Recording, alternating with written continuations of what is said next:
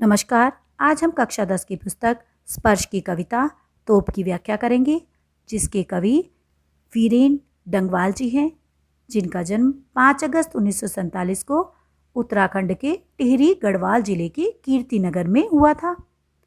उनकी प्रारंभिक शिक्षा नैनीताल में और उच्च शिक्षा इलाहाबाद में हुई।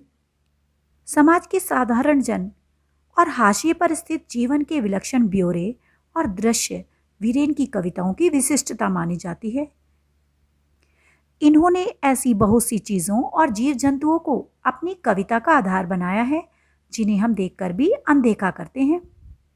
इनके मुख्य कविता संग्रह हैं इसी दुनिया में और दुष्चक्र में सृष्टा।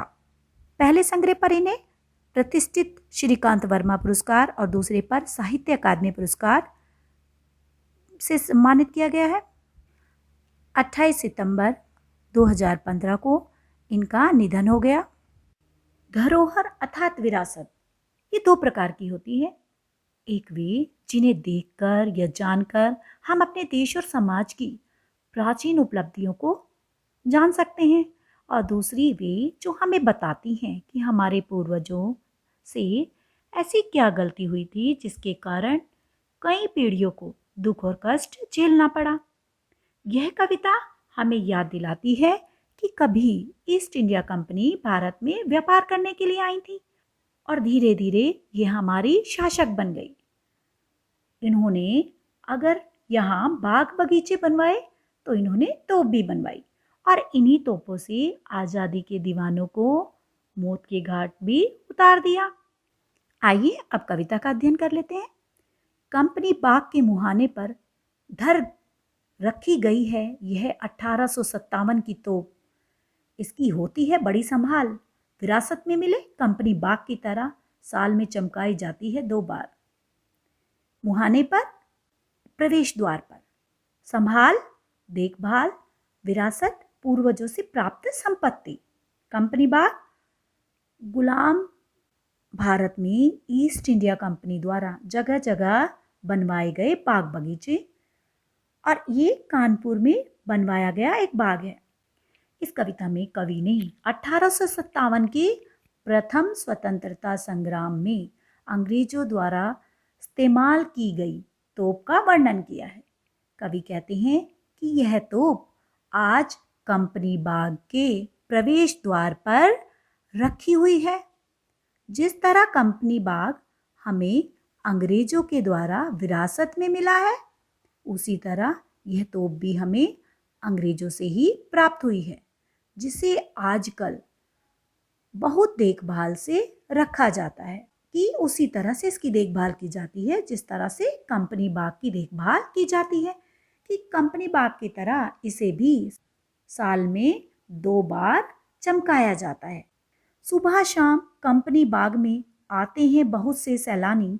उन्हें बताती है यह तोप कि मैं बड़ी जबर उड़ा दिए थे मैंने अच्छे अच्छे सूरमाओं के धज्जे अपने जमाने में।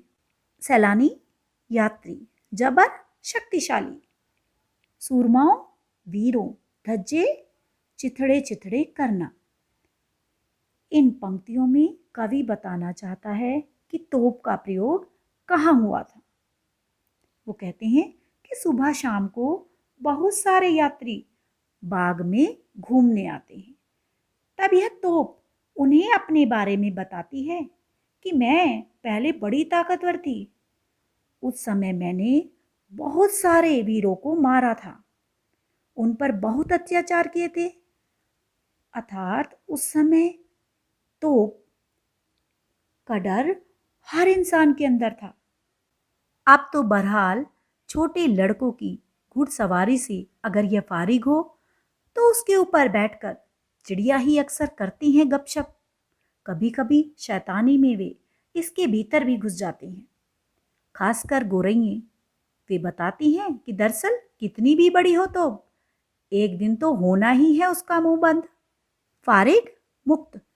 कवि इन पंक्तियों के माध्यम से कहना चाहते हैं कि किसी भी बुराई को हिम्मत और हौसले के सहारे समाप्त किया जा सकता है। वे कहते हैं कि अब तोप की स्थिति बहुत बुरी है। छोटे बच्चे इस पर बैठकर घुड़सवारी का खेल खेलते हैं और जब तोप बच्चों से मुक्त हो जाती है, अर्थात जब बच्चे इस पर नहीं खेल रहे होते हैं, तब चिड़िया इस पर बैठकर आपस में गपशप करती हैं। कभी कभी चिड़िया, खास तौर पर गौरैया, तोप के भीतर अर्थात अंदर घुस जाती हैं और इस दृश्य से कवि को ऐसा महसूस होता है मानो वह कह रही हो कि कोई कितना भी अत्याचारी और क्रूर हो, उसका अंत एक ना एक दिन अवश्य होता है।